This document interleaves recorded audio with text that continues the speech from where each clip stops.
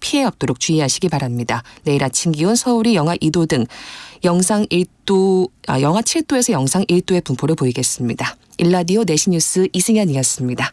KBS. 대한민국 중심 채널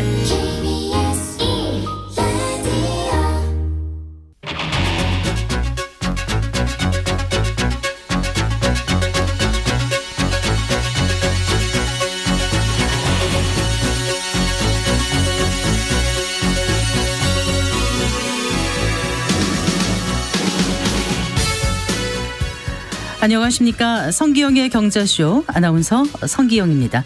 10년 이상 보유하지 않을 주식을 단 10분도 보유하지 마라.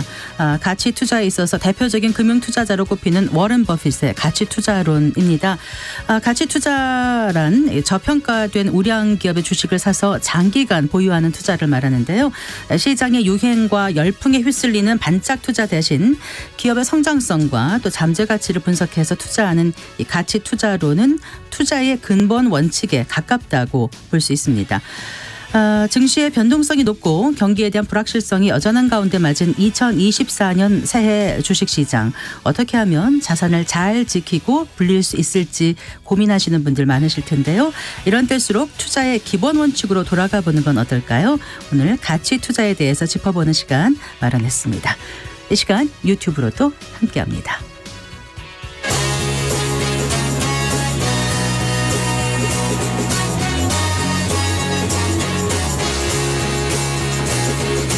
경제 시야를 넓혀드립니다. 투자의 지름길을 안내합니다. 돈 되는 정보를 발견하는 시간. KBS 1라디오 경제쇼.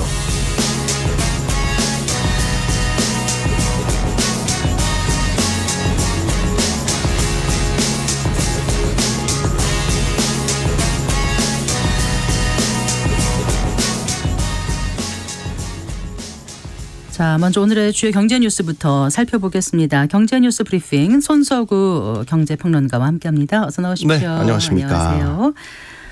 워크아웃을 신청한 태형건설을 놓고 지금 상황이 긴박하게 돌아가고 있는 모양새입니다. 네. 어제에 이어서 오늘도 금융당국 수장들이 모여서 태형건설 처리 방안을 놓고 논의했죠. 네, 오늘 오전 7시 30분이었습니다. 최성목 경제부총리를 비롯해서요. 이창용 한국은행 총재, 이복현 금융감독원장, 여기에다가 오늘은 또 대통령실에서도 나왔습니다. 박춘섭 경제수석, 또 그 산업은행 강석훈 회장도 참석을 해서요. 정확히 얘기하면 우리가 이제 F4 플러스 알파라고 이제 회의로 얘기를 하는데, 네. 일단 태형건설 측이 이제 자구안을 내놓은 것에 대해서 이제 조속히 이행할 것, 그리고 충분히 구체적인 추가 자구안을 제시를 해서 채권날의 신뢰를 얻을 필요가 있다는 점에서 견해를 같이 했습니다. 사실상 이제 태형 측에 조금 더 강도 높은 자구안과 또 실행에 대한 확신을 심어줘야 된다라는 부분을 강조를 하면서 네. 압박 수위를 높이는 모습이었고요. 이와는 별도로 최상목 경제부총리는 오늘 또 국회 기재위원회에 참석을 했습니다. 그래서 지금 건설사들 대상으로 한 PF 리스크가 일고 있는데 이게 확산되지 않도록 좀 차단하는 데 애를 쓰는 모습을 보였습니다. 예. 태형건설 예를 들면서 다른 건설사들로서의 전이익이 될 가능성이 있냐라는 질문에 태형건설이 유독 좀 PF 의존도가 높을 뿐이지 건설사 전반으로의 영향은 제한적이다, 이렇게 강조를 했고요. 설사 태형건설이 나중에 법정 관리로 간다고 해도 공적 자금 투입 계획은 없다, 이런 입장도 밝혔습니다. 네. 그래서 태형그룹이 어떻게 좀 자구안에 대한 추가 입장을 내놓은 거예요? 어떤 거예요? 네. 사실상 지금 모양새를 보면 백기투항을 하고 있는 그런 모양새로 흘러가고 있습니다. 논란이 됐던 부분이 그 핵심 계열사인 태형인더스트리를 매각한 자금 약 1,500억 원을 이제 태형건설에 지원한다고 했다가 이 중에 890억 원을 TY홀딩스 연대채무보증을 갚는데 쓰면서 논란이 됐었는데, TY홀딩스가 SBS 지주회사죠. 네네. 네. 근데 이 890억 원을 이제 다시 마련을 해서 오늘 오전에 태형건설 쪽으로 입금된 게 이제 확인이 됐습니다. 그래서 네. 태형건설에 직접 지원하는 걸로 채권단의 요구대로 바뀌었고요. 사실 주말 사이에 대통령실에서도 별도의 입장을 냈어요. 그래서 대형건설이 경영진에 조금 더 강도 높은 자구안, 희생 이런 게 필요하다 이렇게 좀 압박하는 모습을 보여서 태형그룹도 조금씩 이제 입장 변화를 보였고 오늘 그 890억 원 태형건설이 입금한 걸 비롯해서 조금 전에 또 입장이 나왔는데요. 뭐라고 나왔어요? 나머지 4개 자구안에 대해서도 성실히 이행하겠다라고 이야기를 했고요. 여기에 더해서 지금 핵심이 되는 거는 추가 자구안. 이 어떤 게 나올 것이냐 이것도 지금 협의를 거치고 있다라고 얘기를 했고 이게 확정된 건 아닌데 이르면 오늘 중에라도 발표를 할 것으로 지금 알려지고 있습니다. 네. 그런데 이 태형건설의 자구안이 받아들여지지 않으면 이제 워크아웃으로 가는 게 아니라 법정관리행으로 가는 건가요? 네, 그렇습니다. 이제 11일에 채권단 협의회가 이제 열릴 예정인데 이 자리에서 채권단 75% 이상의 동의를 얻지 못하면 워크아웃에 이제 돌입하지 못하고 대신 이제 법정 관리 행위 점쳐지는데 이렇게 되면 문제가 더 커지죠. 일단 워크아웃은 그래도 경영권이 어느 정도 보장된 상태에서 이제 사업장별로 살릴 사업장, 뭐 구조 조정할 사업장 이런 것들을 나눠서 추가 자금 지원도 이루어지거든요.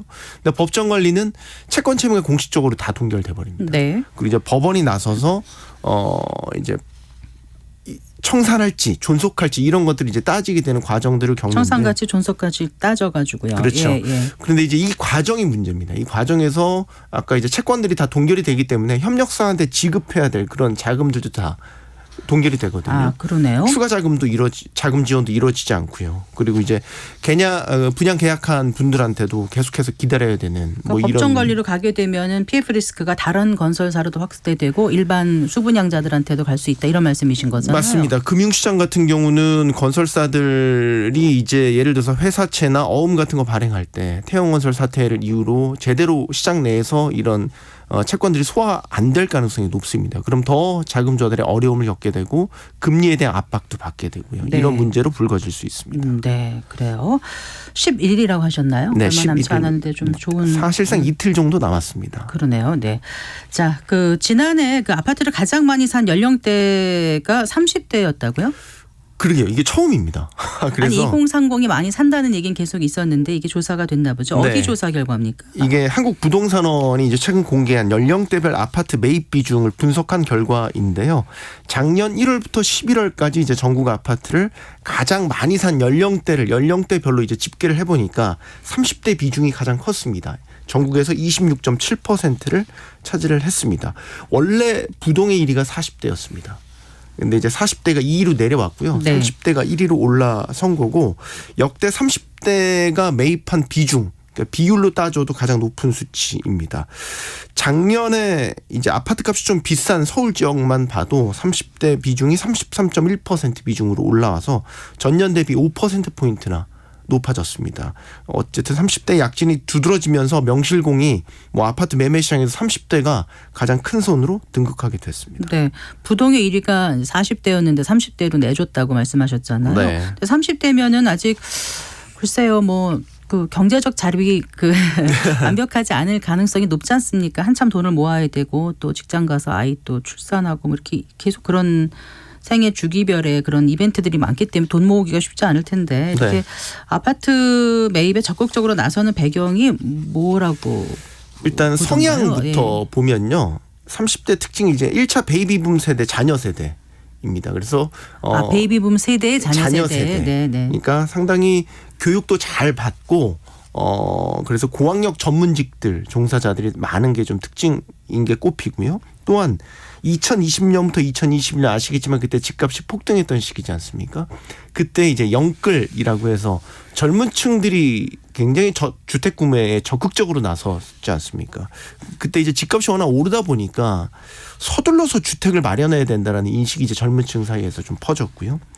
또 30대가 지난 2년 동안 있었던 빌라 전세 사기 뭐 이런 것들에 좀 피해자도 많았어서 이런 빌라나 일반 주택보다는 아파트를 좀 더 선호하는 네. 그런 경향도 강해졌고요. 그래서 30대가 이런 이유들 때문에 아파트를 좀 많이 매입에 나서는 이유로 꼽혔고 가장 중요한 거 작년에 특례보금자리론이 청년층 대상으로 일반형 특례보금자리론이 출시가 되면서 네. 그때 좀 저금리로 돈을 빌려서 주택 구입에 공격적으로 나선 30대가 비약적으로 많아졌다. 이게 원인으로 값이 꼽힙니다. 폭락할 수도 있지만 또 이제 다시 오르는 거를 몇 번 봐왔는데다가 네.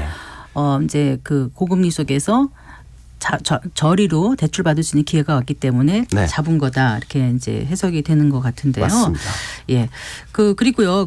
이제 아무래도 이제 아파트를 구입하거나 할 때 담보대출을 많이 받지 않습니까? 네. 또 이제 전세 대출도 많이 또 받는 분들도 계신데 이게 앞으로 온라인상에서 저금리로 갈아탈 수 있게 됩니까? 네, 맞습니다. 이게 작년에 시행했던 온라인 원스톱 대환 대출 플랫폼이라는 게 있거든요. 이제 과거에 받았던 대출에 대해서 이제 온라인상에서 더 싼 금리 없나 여기저기 이제 비교를 해보고요. 그 온라인상에서 갈아탈 수 있게끔 만든 플랫폼인데 네. 이게 기존에는 신용대출만 가능했었습니다. 아, 그랬나요? 네. 근데 이제는 아파트 주택담보대출, 전세대출까지도 이제 확대가 돼서요. 소위 금리를 좀 온라인상에서 비교해보고 좀 저리의 대출로 갈아타는 게 가능해졌습니다. 통상 그 신용대출은 요즘에는 모바일상에서도 많이 대출을 받거든요. 근데 아직도 뭐 주택담보대출이나 전세대출 같은 경우는 영업점을 직접 방문을 해서 뭐 서류도 내고 뭐 이제 그 심사도 받고 하는 경우가 많았어요. 네. 근데 이런 것들이 이제 이 대환대출 플랫폼을 통해서 온라인상에서 할 수 있다라는 게 좀 그러니까 대환이라는 건 이제 갈아탄다는 거잖아요. 그렇죠. 기존의 대출을 전환한다는 네, 거죠. 전환한 거. 그러면은 네. 기존 오프라인에서 한 거를 온라인에서도 갈아탈 수 있다는 거예요. 맞습니다. 아, 네, 이게 이제 그래요? 대환대출 플랫폼이 그렇게 확대가 되면서 가능하게 된 거고요. 구체적으로 좀 살펴보면 이제 그 플랫폼에서 조금 더 싼 데이터들을 이제 비교를 해봐서 이제 선택을 합니다. 그래서 애플리케이션을 통해서 네. 이제 대출 심사를 신청을 하고요. 승인이 되면 기존 대출 거를 갈아타게 되고 거기에 이제 필요한 서류들은 직접 내는 게 아니고 휴대폰으로 이제 찍어가지고 온라인상으로 바로 업로드 시키면 시키면 되는군요. 네. 그거 말고도 뭐 증빙 서류 같은 게 많을 텐데요. 뭐 예를 들면 이제 대출받기 까다로운데. 네, 뭐 건강보험 네. 자격 확인서 이런 것들은요 공공데이터, 공공마이데이터 시스템을 통해서 금융사에서 그냥 온라인상으로 가져갈 수 있게 됩니다. 그러니까 네. 예전처럼 일일이 영업점을 방문할 일이 없어졌다라는 게 전체적으로 이제 그 대출을 갈아탈 수 있는 허들이 낮아졌다 이렇게 네. 보면 보면 되겠습니다. 그러면 이렇게 신청을 하면 얼마 만에 대출이 가능하다고 연락이 오나요? 이게 2일에서 7일 정도, 그러니까 일주일 정도 대출 심사를 거친 뒤에 승인을 이제 심사를 통과하게 되면 갈아탈 수 있게 되는 거죠. 네. 예전에 비하면 굉장히 편리해지게 되는 거죠. 네. 그러니까 내일부터 일단은 주담대 주택담보대출로 확대가 되고요. 네. 이달 31일부터는 전세대출까지로 확대가 됩니다. 알겠습니다. 자, 그리고 서울의 그 지하철 요금이 인상될 수 있다고요? 네. 지금 뭐 인상을 검토하고 있는 중인가 보죠. 네, 아직 확정된 건 아닌데요. 아, 네. 일단 이르면 오는 7월부터 지하철 기본요금 150원 인상하는 방안을 지금 검토 중이고요. 150원 인상되면 카드 기준으로 지금 일반 요금이 1,400원인데 150원 인상되니까 1,550원. 지난해 이미 인상 한번 되지 않았나요? 맞습니다. 근데 원래 당시에 300원 인상 방침을 밝혔었는데 네. 물가에 부담이 된다라는 이유 때문에 당시 이제 절반만 150원만 인상이 됐었고 사실 추가 150원 인상을 하겠다라고 계획을 얘기를 했었어요. 서울시에서. 그래서 좀 예고된 부분이 있었고 오는 7월부터 또 보셔야 되는 게 그 서울시에서 기후동행 카드라고 월 6만 5천 원을 내면 네. 대중교통을 무제한으로 이용할 수 있는 네. 기후산업 카드가 이제 본사업 기후동행 카드가 본사업이 시작되거든요. 그 시기에 맞춰서 이 지하철 요금도 150원 추가로 인상하겠다 이런 계획을 가지고 있는 기후 겁니다. 동행 카드 시행이 이제 올 7월부터 본사업이 시작되거든요. 되니까 네. 그때 맞춰서 150원 추가로 인상을 그때 하겠다라는 맞춰서 거죠. 가격 안 올리면 더 좋은데 뭐 어쩔 수 없는가 보죠. 네. 알겠습니다. 잘 들었습니다. 고맙습니다. 고맙습니다. 네, 경제뉴스 브리핑 손서구 경제평론가와 함께했습니다.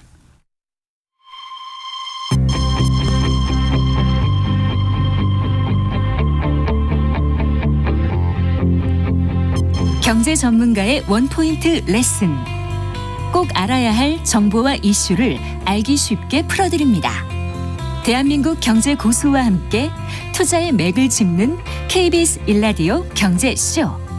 진행의 성기영 아나운서입니다.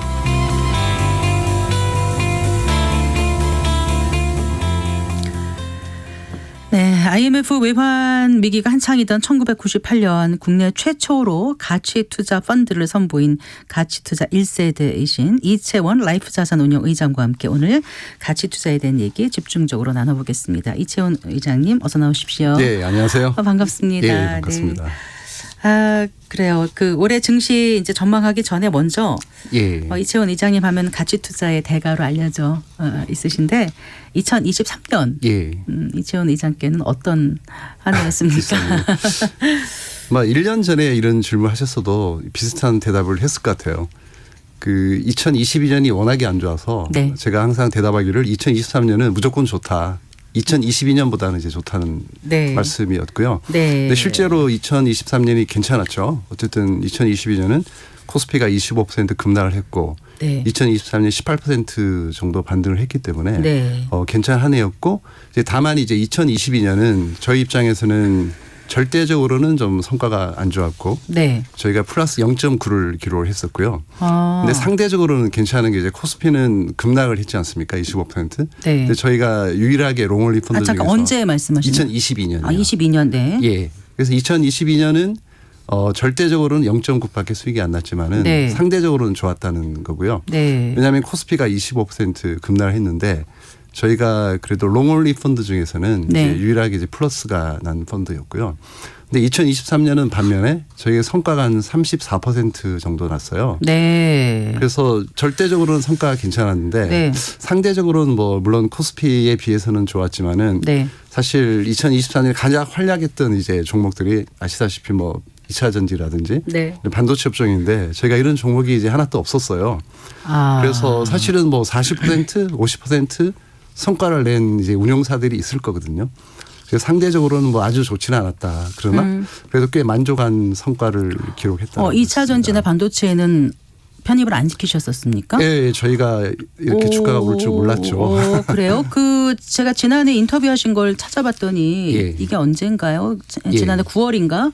예. 하반기 유망한 분야로 반도체, 산업재, 지주사 꼽으셨다고 했는데 실제로 예. 편입은 안 시키셨나 보죠? 그렇죠. 반도체라고 하면 이제 주로 활약했던 기업들이 특수 반도체 쪽이잖아요. HBM이나 네네. AI나 주로 자동화에 들어가는. 네. 이제 일반 반도체는 또 성과가 나지를 못했어요. 아. 네. 저희는 주로 일반 반도체 쪽에 좀 들고 있어서 네. 예, 그렇게 좋은 성과를 못 냈습니다. 그러니까 2022년에 코스피가 많이 하락했을 때 0.9%를 예. 수익을 얻으셨고 예, 예. 작년에 한 18% 정도 올랐잖아요. 예, 예. 그러니까 시작이 2,236이었는데 2,655로 끝났으니까 예, 맞습니다. 18% 예. 정도였는데 예. 그때는 이제 34% 수익을 냈으니까 상대적으로는 좀 아쉽습니다. 전년도에 뭐 비해서는 괜찮은데. 예, 예, 그래도 근데 예 많이 투자자들의 돈이 몰려갔겠어요. 2022년 보고 예, 어땠습니까? 자금은 좀 많이 들어왔습니다. 그렇군요. 저희가 좀 네. 9천억 정도 AUM이 그 주식이라는 게 참 그래요. 코스피 전체가 좋고 다 좋아도 내 종목이 안 좋고 내가 수익이 안 나면 굉장히 소외감을 많이 느끼지 않습니까? 네, 맞습니다. 예. 지난 한 해 그 주식시장 변동성이 굉장히 컸고 말씀하신 예. 2차 전지 같은 일부 예. 종목에서 아주 급등락이 있었는데 올 한 해는 어떻게 전망을 하시는지 예. 지난 이제 하반기 상승세에서 벗어나서 지금 이제 연초에 예. 시장은 좀 밀리는 모습 아닙니까? 그렇습니다. 네. 예. 그래서 지난해 하반기 급등에 따른 조정으로 봐야 되는 건지 예. 또 반면엔 또 중소형 위주 코스닥 시장 같은 경우는 나름 좀 선전을 하고 있는 모습이라서 그렇습니다. 이게 또 올 초 주식시장의 방향성을 보여주는 건지 어떤지 궁금해서 예. 그거부터 좀 여쭤보고 근데 싶습니다. 대부분 항상 1월은 그 전년도 연말 장세 좀 반작용이 많이 나와요. 그렇죠. 네. 정확히 2023년 1월도 똑같았잖아요. 2022년 연말이 너무 안 좋았거든요. 그렇죠. 그때 예, 너무 2236으로 예, 끝났고 네, 너무 네. 안 좋았는데 네. 1월에 의외로 엄청 올랐잖아요. 그냥 10% 정도 단박에 올라가지고 네. 다들 당황했습니다. 2023년 1월 달은. 올해도 마찬가지로 작년 연말에 너무 뜨거운 산타랠리였잖아요. 네. 뭐 국내는 그나마 좀 덜했지만은 미국은 미국 같은 뭐. 경우는 뭐 네. 사상 최고치 근처까지 갔었고 3대 지수가 공이 거의 근접한 수준까지 뭐 9주 연속 뭐 플러스 나고 네. S&P가 그래서 그야말로 20년 만에 벌어진 산타랠리였죠. 일이죠. 제대로. 예. 네. 그렇기 때문에 그 반작용이 나왔다고 생각합니다. 1월에. 예, 그렇게 산타랠리가 있었던 이유는 2024년 전망을 좋게 본 거잖아요. 그 지나친 낙관 때문에 네. 그 반작용으로 1월에 좀 조정을 받을 것 같아요. 현재 조정을 받고 있고. 그래서 좀 자연스러운 현상 같고요. 네. 근데 중요한 거는 이제 장세의 성격을 좀 더 이제 긴 안목으로 파악을 하는 게 중요한 것 같은데 지금 장세가 이제 무슨 장세냐, 뭐 대세 상승장이냐 소위 아니면 대세 하락장이냐 아니면 뭐 박스권 장세냐 이런 게 중요한데 저희가 보기에는 지금 장세는 반등 장세의 연장성산에 있다. 반등 장세의 장세의, 연장선상에 있다. 예. 네. 왜냐하면 2022년에 이제 대폭락을 하지 않았습니까? 글로벌리. 거기에 대한 반등이 이어지고 있는 거거든요. 근데 저희는 반등을 많이 못했어요. 낙폭에 보니까 50% 정도 회복을 했다가 네. 지금 낙폭이 한 40몇 % 정도 회복한 수준입니다. 왜냐하면 3,300에서 2,100까지 가지 않았습니까? 1,200포인트가 하락했는데 지금 600포인트도 채 만회를 못했으니까 반을 만회 못한 거거든요. 반면에 미국은 다 회복을 이제 한 상황이고 예. 그런 면에서 봤을 때는 코스피는 아직 좀 상승 여력이 있을 것 같아. 그래서 지금은 반등 장세의 좀 연장성산이니까 조금 더 반등을 하지 않을까 이렇게 보고 있는 거죠. 저희가 이 시간 통해서 지난해 이제 그 모신 분들한테 예. 올해 주식 시장 전망 어떻게 하냐면 3,000을 넘는다고 하신 분들은 없으셨던 것 같고 그렇죠. 예, 그냥 한 어느 정도 한 2,800? 예. 그냥 이 정도 선에서 얘기하셨던 것 같은데 예, 예. 그렇게 전망을 하셨습니까? 아니면 그 이상으로도 보시는 건가요 지금? 저희도 그렇게 보고 있어요. 왜냐하면 이게 대세 상승장은 아니기 때문에 예. 경기가 엄청 좋아지거나 이럴 가능성은 높지 않습니다. 그리고 지금 현재 장세는 이 과잉 유동성이 해소되는 과정이거든요. 돈이 너무나 많이 풀렸기 때문에 네. 이거를 해소하지 않으면 더 큰 재앙이 오는 거죠. 모든 자산이 올라버리고 부동산 네. 오르고 비트코인 오르고 뭐 주식 급등하고 이러면 안 되기 때문에 어느 정도 유동성을 흡수를 해야 됩니다. 네. 그렇기 때문에 이제 3,300을 넘기는 힘들 것 같고 3,000을 못 넘는 수준 그렇지만 워낙에 3,300에서 낙폭이 컸기 때문에 네. 반등은 한번 시도. 좀 시도할 수 있다. 네. 네, 그래요. 그 주식 시장을 움직이는 변수들이 사실 한두 가지가 아니지 않습니까? 그렇죠. 올해 2024년 증시에서 우리가 좀 눈여겨봐야 될 요소들은 무엇인지 일단 좀 짚어볼까요, 예. 회장님? 일단은 뭐 지난 세월을 보면은 지금 한 10년간은 이제 성장주 장세였잖아요. 네. 2023년까지도 좀 그런 움직임이 있었고, 근데 너무나 많이 쉬었기 때문에 이런 종목들이 이제는 좀 뭔가 좀 패자들의 좀 부활, 좀 그런 게 좀 역습 뭐 네. 이런 느낌으로 좀 갈 가능성이 있다. 그래서 우리가 너무 좀 눈여겨 보지 않았던 홀대했던 소외받았던 업종들이 있잖아요. 예를 들면 제일 안 좋게 봤던 게 뭐 금융이라든지 건설 뭐 이런 업종일 텐데 네. 그런 업종에서 중에서도 이제 좋은 종목이 있을 수 있으니까 거기서 좀 기회를 봐야 된다고 좀 마이크로하게는 그렇게 보고 있고요. 네. 그리고 이제 하나 좀 말씀드리고 싶은 거는 이제 주식시장 참여자 입장에서는 이렇게 전망을 많이 했어요. 올해 시장은 뭐 경기도 나쁘지 않을 것 같고 의외로 미국 경기가 버티고 있으니까. 네. 그리고 뭐 금리도 상당히 좀 안정이 됐고 금리 인하할 가능성이 높고 그리고 물가도 어느 정도 잡혔다.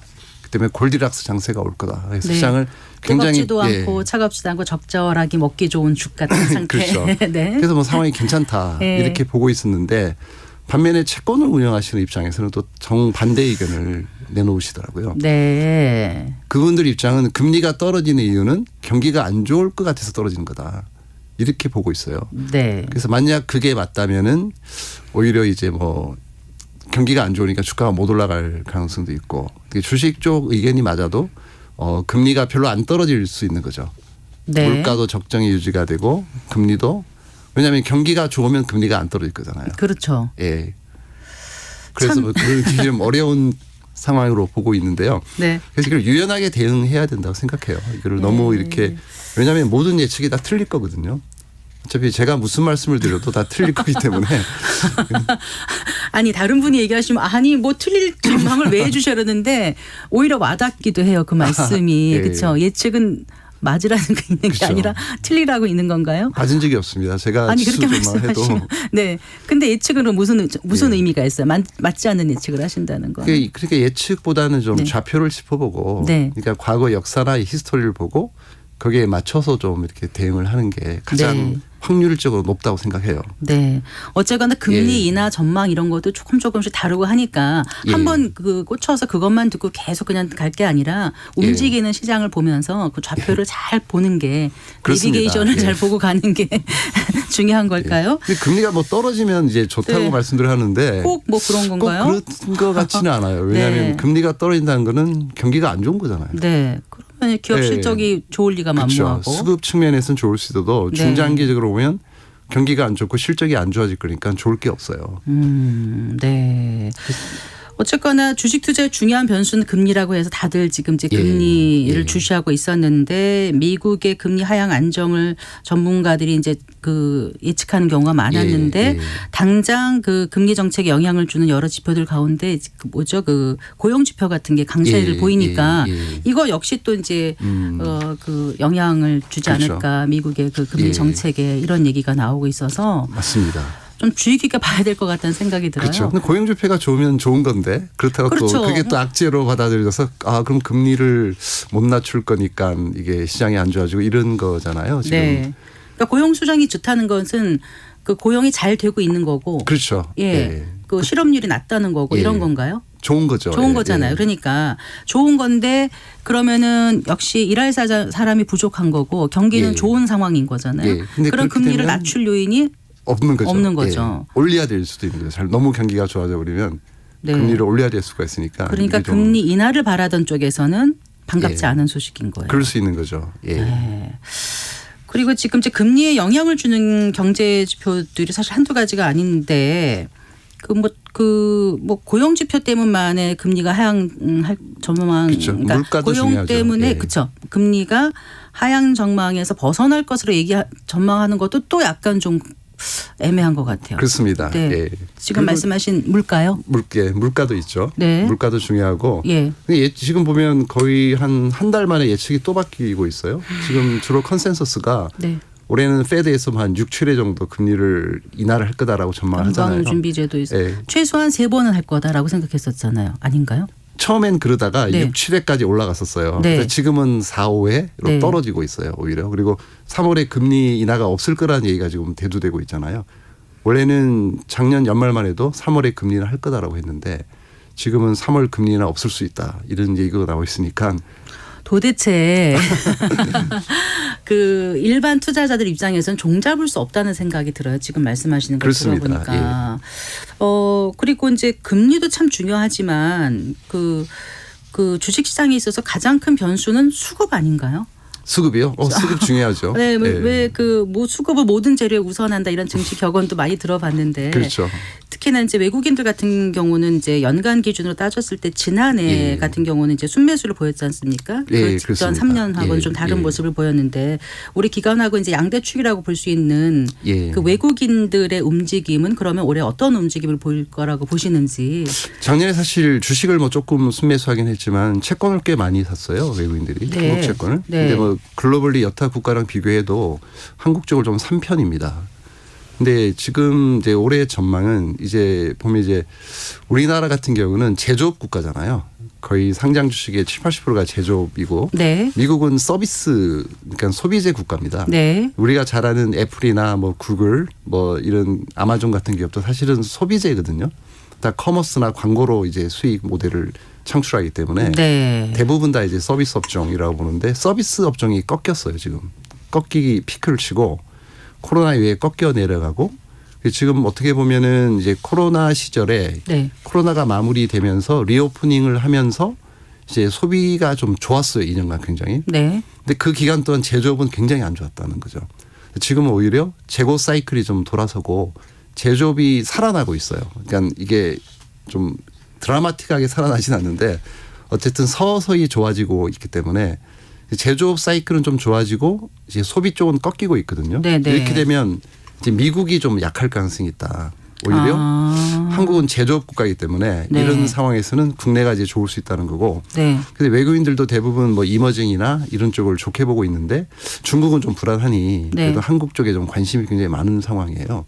그래서 올해는 저는 제조업이 좀 돌아서면 한국 시장이 더 아웃퍼폼 할 거다. 네. 여타 국가보다는. 그래서 외국인들이 좀 주식을 꽤 사지 않을까 싶은 생각을 하고 있습니다. 그러니까 올해는. 아웃퍼폼이라는 거는 초과 수익을 예. 낼 수 있다. 예. 는 기대감으로 외국인들이 예. 한국에서 주식을 더 많이 살 걸 가능성이 높다라고 예. 보신다는 그렇습니다. 말씀이신 거죠. 예. 외국인들이 주로 산 종목이 지난해는 뭐였었죠, 의장님? 뭐 역시 뭐 삼성전자, 하이닉스 이런 쪽이 다 주류였고요. 네. 예. 그 대부분 그 종목입니다.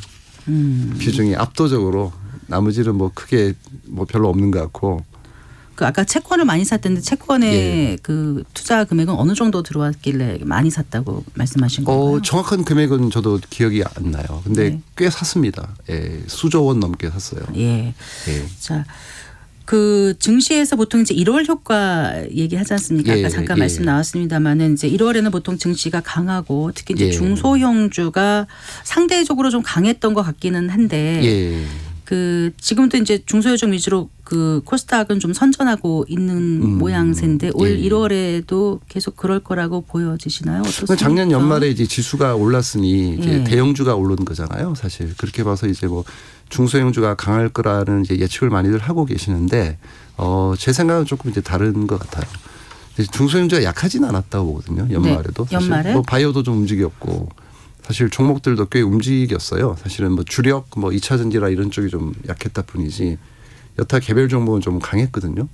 그래서 1월에 중소형주가 강하다 이런 거는 좀 이렇게 크게 뭐 근거가 없는 것 같고. 아, 그런 것 같아요. 네. 근데 오히려 좀 소외된 소외된 거. 쪽에서 좀 굉장히 아까 말씀하신 뭐 그 패자들의 부활 역습이라는 금융 이런 쪽은 아닌 거죠, 1월에 당장. 아직은 아닙니다. 네. 예, 당장은 아닙니다. 그럼 소외된 게 어떤 거 말씀하시는 거예요? 지금 말씀하시는 뭐 거. 작년에 못 올랐던 것들이니까 이제 수많은 업종이겠죠. 그러니까 소위 테마에 형성되지 않았던 그 모든 종목 업종들이라고 볼 수 있어요. 그러니까 뭐 배터리, 뭐 HBM이라든지 네. 이런 거를 제외한 업종들이죠. 뭐 몇몇 업종만 올랐으니까 작년 같은 경우. 네. 그렇게 말씀하시면 그 많은 업종 중에서 일반 투자자들은 어떤 종목을 들어가야 될지조차 좀 막막하다는 생각이 좀 들어서 그럴 수 그렇다고 있죠. 예, 이런 예. 종목을 좀 제시해 주세요. 그래서 제가 이렇게 말씀드릴 수는 없는 거고. 그렇죠. 그게 미공개 정보 방지법에 걸리니까 참 난감하죠. 네. 어쨌거나 올해 이제 반도체가 좀 움직이는 모습 아닙니까? 그 예. 이제 실적이 좋지 않아서 그동안 많이 소외됐었는데 지난해 하반기부터는 좀 반등하는 모습이고요. 그래서 올 한 해 이제 반도체주를 좀 중점적으로 봐야 된다는 전문가들의 의견이 꽤 많이 나왔던 거로 알고 있어요. 예. 실제 그렇게 보세요, 의장님? 아니요, 저희는 항상 이제 거꾸로 가는 스타일이라가지고 네. 다들 너무 좋게 보시니까 네. 굉장히 불안해하고 있습니다. 그렇게 될 것 같긴 한데 과연 예측대로 갈까 시장이 항상 다들 좋게 보고 있다는 건 작년에 샀을 거잖아요, 이미. 근데 이제 보통 우리가 그 증권사의 리포트라든가 뭐 예. 이제 그런 걸 보면은 굉장한 데이터를 가지고 막 해가지고 탁 내놓지 않습니까? 예. 근데 지금 이제 의장님 말씀하시는 거는 큰 틀에서 올랐으면 이제 떨어질 때가 된 거고 그동안 소외되면 오른다고 보는 거고 이렇게 방송을 통해서 자세하게 말씀하실 수 없어서 그렇게 얘기하시는 건가요? 아니면 실제로 그게 그 투자의 큰 틀에서의 원칙이신 건가요?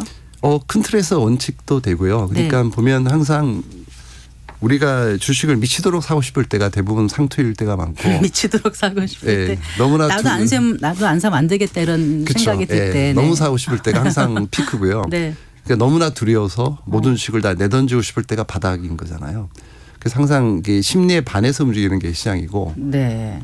이게 보면 인간의 본성을 참 이기기가 어려운 것 같아요. 그래서 주식에서 좀 돈을 벌기가 어려운 거잖아요. 그거 정말 강심장을 가져야 되는 거 아닌가요? 그렇죠. 거꾸로 간다는 게? 주식 사면 꼭 보면 지수가 올라도 내가 산 것만 안 오르고 내가 팔면 그 다음 날부터 그 주식이 올라가고 이렇거든요. 저희도 그런 경험을 너무 많이 했기 때문에 네.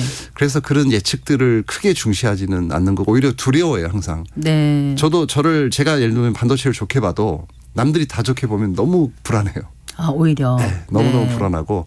근데 중요한 건 이제 컨센서스거든요. 그러니까 시장의 이게 평균 예상인데 그러니까 예를 들면 반도체가 이익이 어느 정도 늘 거라고 예상을 해서 좋게 보는데 네. 그보다 더 늘어나면 주가가 무조건 오르는데 네. 그렇지 않으면 예를 들면 이미 선반영된 30% 거예요. 늘 것 같은데 20%만 늘었다 그러면 주가가 이제 급락할 오히려 수도 거꾸로 있다는 악재가 거. 되는 그렇죠. 거예요. 그래서 예상보다 더 좋아져야 돼요. 오르려면. 모든 일이 예상하는 만큼만 오르면 이미 반영이 돼 있을 가능성이 굉장히 크다는 거죠. 그 2차 전지주 같은 경우는 작년에 많이 올랐다가 좀 빠지고 했지 않았습니까? 그렇죠. 등락을 예. 거듭했는데 그 2차 전지주도 역시 그러면은 어떻게 보세요? 조금 그러니까 반도체랑 비슷하게 보시는 건가요? 이게 제일 성장성이 높고 최고의 핫한 종목이잖아요. 업종이고 인정합니다. 네. 인정하고 너무나 좋은데 이 세상 최고의 주식이라도 이미 좋은 걸 다 알고 있고 주가가 충분히 올랐다면 그 무슨 의미가 있겠냐는 생각을 하는 거죠. 그러니까 아무도 모를 때 한 3년 전에 예를 들면 뭐 10,000원 하던 게 뭐 100만 원도 가고 그러잖아요. 아이고. 아무도 모를 때 나만 알 수는 없잖아요. 그거가. 근데 그게 네. 그런 노력을 해야 되는 거죠. 최소한. 예. 그래 어떻게 노력을 해야 될지 조금 이제 좀 들어봐야 되겠습니다. 본격적으로 가치 투자에 대한 얘기를 좀 해볼까 하는데요. 네, 오늘 그 돌아온 가치 투자 대가에게 듣는다 라이프 자산운용 이채원 의장과 함께하고 계십니다. 잠시 후에 계속해서 얘기 이어가겠습니다.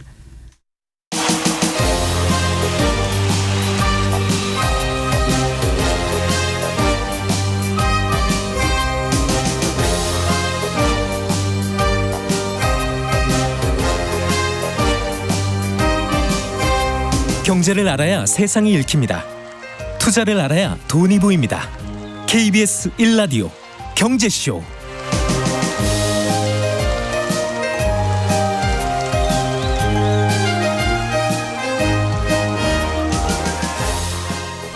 네, 이채원 의장님 하면은 이제 국내 가치 투자 1세대 펀드 매니저시고 한때 한국의 워렌 버핏이라고 불리기까지 그렇습니다. 하셨던 분인데 자 가치 투자의 대가께서 보시는 가치주란 뭔 거예요? 그러니까 우리가 가치주 하는데 정작 가치주 그렇죠. 쌀 때 사서 오래 버티고 있으면은 그 가치를 분명히 가치가 빛을 발한다 이런 주식인 건가?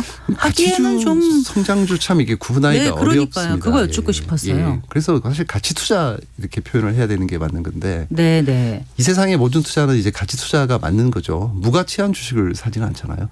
사서는 안 되죠 원래. 네, 네. 뭔가 가치가 있는 거를 사는 건데 가치 계산법이 다들 틀리시니까 예측을 해야 되니까 그래서 이제 오류가 생기는 거고 그래서 가치주라고 하는 거는 일단 내재 가치보다 저평가된 모든 주식은 이제 가치주라고 할 수 있습니다. 그게 업종이 바이오든 2차 전지든 뭐 은행이든 반도체든 상관없이. 네.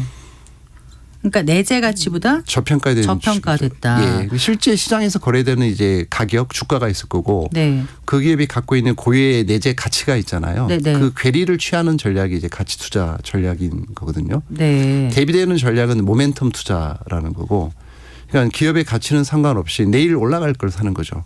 그리고 떨어질 것 같으면 팔고. 예, 예측에 의한 매매고 경기가 좋아질 것 같으니까 경기 민감주 사고 네. 경기가 아무래도 불안해 그럼 팔아버리고 이게 이제 모멘텀 투자고 가치 투자는 경기가 좋든 나쁘든 상관없어요. 네. 그냥 특정 기업의 내재 가치만 주목을 해서 그 기업의 가치만 보고 투자하는 거죠.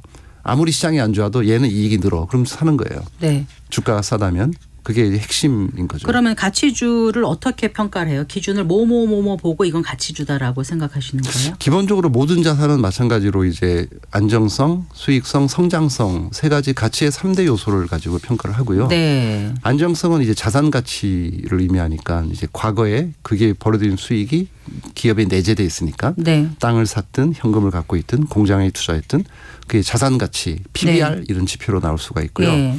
그다음에 수익 가치는 현재 이 기업이 갖고 있는 비즈니스 모델을 가지고 네. 얼마만큼 돈을 버느냐에 대한 척도가 이제 수익 가치가 되는 그런 거고. 건 PER 같은 거예요? 그렇죠. 네. PER 같은 게 되는 거고 마지막 성장 가치는 미래. 이 기업이 앞으로 얼마나 발전하고 성장하고 돈을 얼마나 벌 것이냐를 합쳐서 내재 가치가 나오는 거거든요. 네.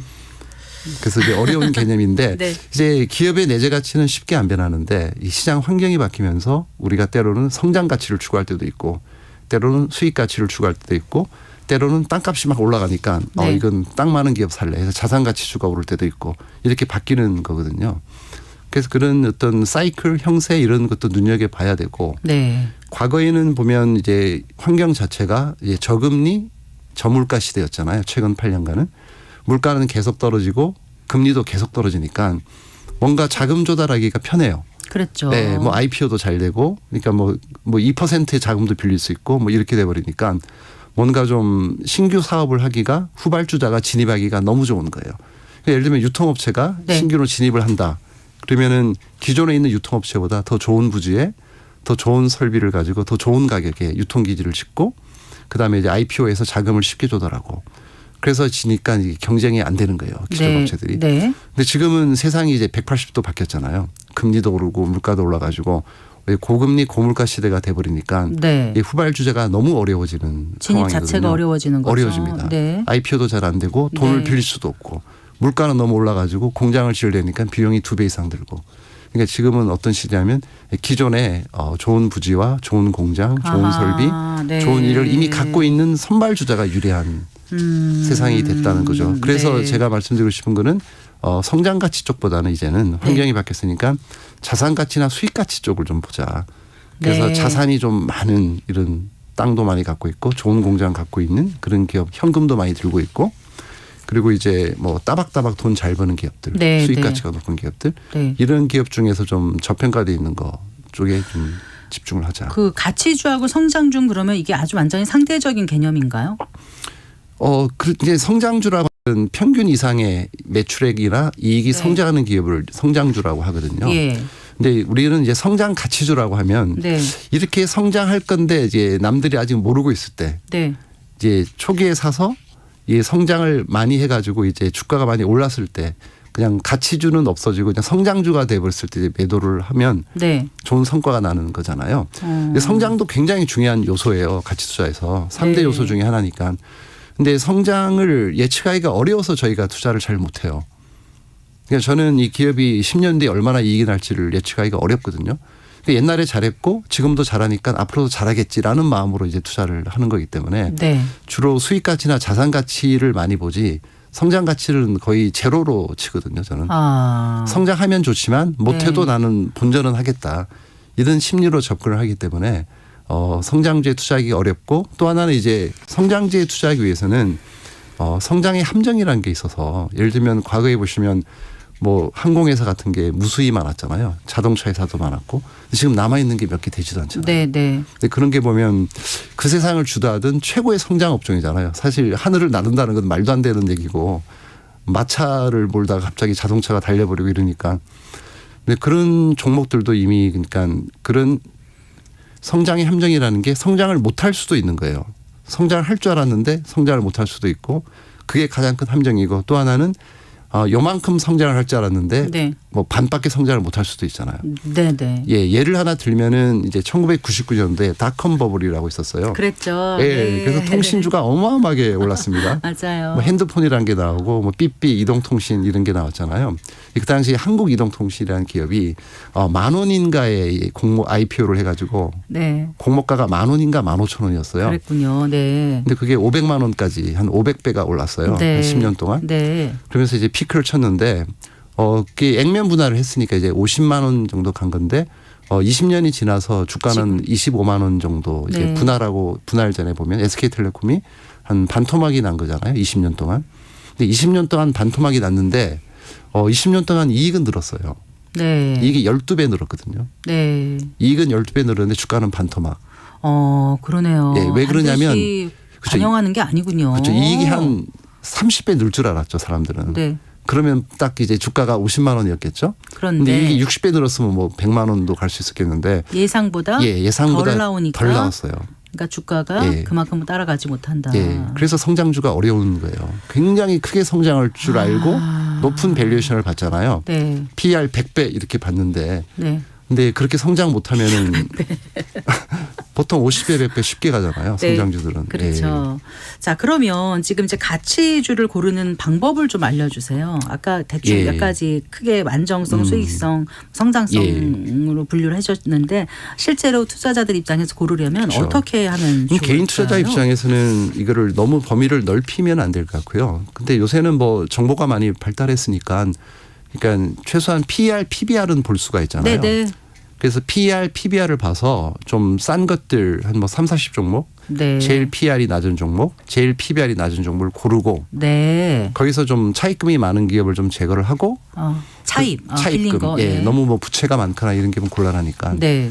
제외하고 좀 괜찮은 종목을 몇십 종목을 고른 다음에 그 기업들의 정성적인 부분을 이제 보면 돼요. 지금은 정량적인 부분이잖아요. 네. 근데 어떻게 보면 주식이 저평가된 이유는 여러 가지 있겠지만은 뭐 정말 산업이 안 좋아져서 싼 거는 사면 안 되잖아요. 지금은 싼데 내년에 더 싸질 수 있잖아요. 실적이 계속 안 좋아지면은. 네. 그래서 그런 기업을 제거하기 위해서 이제 정성적인 평가가 필요한 거거든요. 그래서 정상적인 평가는 뭐 거버넌스 소위 지배 구조, 네, 네. 예, 어떻게 투명 경영을 잘 하고 있는지, 그다음에 이제 이 기업이 갖고 있는 비즈니스 모델이 얼마나 좋은 건지. 네. 뭐 예를 들면 우리는 이렇게 표현을 해요. 이 기업이 스스로 자기 운명을 결정할 만큼 좋은 모델을 갖고 있을까? 자기 운명을 자기가 결정할 수 있는 기업은 정말 좋은 기업이잖아요. 네. 근데 본인의 운명이 예를 들면 뭐 삼성전자가 뭐 거래를 끊어버리면 망한다든지, 네. 현대차가 뭐 거래를 줄여버리면 실적이 나빠진다든지 뭐 이런 기업보다는 좀 이렇게 여러 군데 매출이 다양화돼 있는. 우리는 네. 삼성전자에도 매출을 하고 애플에도 매출을 하고 뭐 이런 기업은 안정성이 좋잖아요. 한 군데 거래가 안 되더라도. 네, 네. 근데 그런 부분이 이제 정상적인 부분들이거든요. 그다음에 주주환원 정책이라든지 이런 것들을 좀 뭐 주주와의 이해관계가 일치하는지 이런 게를 보고, 그러고 나서 이제 개별로 좀 분석을 하고 연구를 하셔야 되는데, 이것도 이 많은 종목을 다 할 수는 없으니까 본인이 할 수 있는 범위가 있잖아요. 네. 가정주부시면 소비재 기업들, 예, 이런 뭐 주로 뭐 리테일에서 하는 뭐 음식료라든지 뭐 이런 아니 유통업체라든지. 무슨 주방기구를 써봤더니 좋다더라. 그렇죠, 그렇죠. 무슨 예. 청소기를 써봤더니 예, 좋다더라. 맞습니다. 뭐 이런 거요. 네. 근데 삼성전자에 근무하시는 분은 이제 IT 종목을 사면 좋은데 꼭 바이오를 사시거든요. 그리고 약사나 의사분이 꼭 이제 뭐 반도체를 사시고. 그게 나쁘단 말씀은 아니시잖아요. 나쁜 건 아닌데 경쟁력이 없죠. 네. 잘 아는 거를 해야 된다는 거죠. 네. 본인이 이해할 수 있는 산업에 투자를 해야 되는 게 가장 중요합니다. 그럼 저희보다 훨씬 더 잘할 수도 있어요. 저희가 모든 산업을 아주 깊이 아는 건 아니거든요. 우리는 많은 산업을 분석을 해야 되기 때문에 네. 이게 아주 너무 잘 알기는 힘들어요. 오히려 자기하고 밀착된 어떤 그렇죠. 걸 보는 게 더 예. 가장 잘할 수 있는 그렇습니다. 종목 예. 선정이 예. 될 수 있겠네요. 그 이제 주주 환원 아까 그 이제 ESG 이런 말씀이 이제 거버넌스와 맥락이 예. 닿는 거 아니겠습니까? 예. 그게 왜 중요하다고 보세요? 투자자 입장에서는요? 그러니까 주식은 이해관계가 일치를 해야 되는데, 이게 뭐 지배주주와 그다음에 일반 주주, 네. 대주주와 소액주주 네. 간이거든요. 근데 우리는 주가가 오르기를 원하잖아요. 근데 주가가 오르기를 원하지 않는 기업도 있을 수 있잖아요. 예를 들면 상속을 해야 되는. 상속이나 이런 이슈를 앞두고는 그렇습니다. 오히려 오르지 예. 않아야 세금을 덜 내니까. 그렇죠. 네. 상속세 아시다시피 가산세까지 하면 60%이기 때문에 네. 3대 정도 가면 10몇 프로밖에 안 남거든요. 네. 그래서 그들도 이제 고민이 있는 거죠. 그런 문제가 해결된 기업. 상속이 끝난 기업도 많아요. 네. 예, 근데 요새는 뭐 공정거래법이나 상법이 강화돼 가지고 이제 편법으로 하기는 힘들거든요. 근데 어쩔 수 없이 이제는 세금을 내야 됩니다. 네. 그렇게 되면 이제 정당하게 뭐 대출을 받아 가지고 증여를 사전에 받고 세금을 내고 배당을 올려 가지고 세금을 계속 갚아 나가야 되는 거죠. 네. 주가가 크게 오르면은 네. 뭐 일부 팔아서 이제 다 상속세를 갚을 수가 있습니다. 그래서 이제 그렇게 좀 이해관계가 일치된 기업에 이제 투자하는 게 제일 중요하다고 볼 수 있어요. 네. 그러면은 그 이해관계가 일치하는 기업, 그다음에 그 주주 환원을 잘해주는 기업, 예. 그다음에 지배 구조가 좀 투명한 기업 이런 예. 게 다른 기업보다 그렇지 않은 기업보다는 훨씬 안정적으로 수익을 올릴 훨씬 가능성이 좋습니다. 예. 높다는 말씀이시겠죠. 예. 예. 네.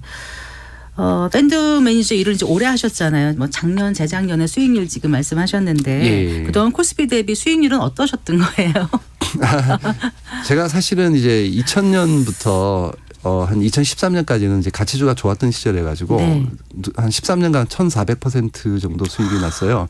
근데 그동안 코스피는 한 100%밖에 못 올랐고, 근데 네. 문제는 이제 그 다음 해부터 8년간 성과가 굉장히 안 좋았어요. 네. 코스피는 올랐는데 저는 살짝 마이너스가 나가지고 그 고점을 못 제끼고, 그래서 여러 가지 이제 성과 부진 뭐 등등 이유에서 제가 사임을 하게 된 거고요. 네. 누군가 책임을 져야 되니까. 네. 제가 이제 그만둔 다음 날부터 주가가 급등해가지고 좀 민망했었는데 좀. 네. 어쨌거나 지금 예. 다시 이제 가치 투자의 시대가 왔다고 보시는 건가요? 네. 그렇죠. 이게 뭐 사이클을 타는 거니까 영원히 되풀이됩니다. 가치주가 좋은 시기가 있고 성장주가 좋은 시기가 있는데, 지금 환경은 어쨌든 저금리 디플레이션에서 고금리 인플레이션으로 왔기 때문에 가치주에 굉장히 유리한 환경이 온 거죠. 네. 지금 어쨌든 현금이 많고 차입금이 없고 좋은 공장, 좋은 분지, 좋은 설비를 갖고 있는 이런 전통 가치주들, 소위 이제 우량주들의 시대가 이제 도래할 거라고 저희는 믿음을 가지고 있습니다. 네, 이제 마칠 시간이에요. 주식 투자자분들은 항상 항상 힘들어하더라고요. 그렇죠. 정말 예. 예, 그런 분들께 어떤 말씀 끝으로 해주고 싶은지 간략하게 부탁드리겠습니다. 예, 근데 주식에는 완벽한 이제 최상의 전략은 없고요. 그러니까 본인한테 맞는 전략을 찾는 게 중요하다라고 말씀을 드리고 싶어요.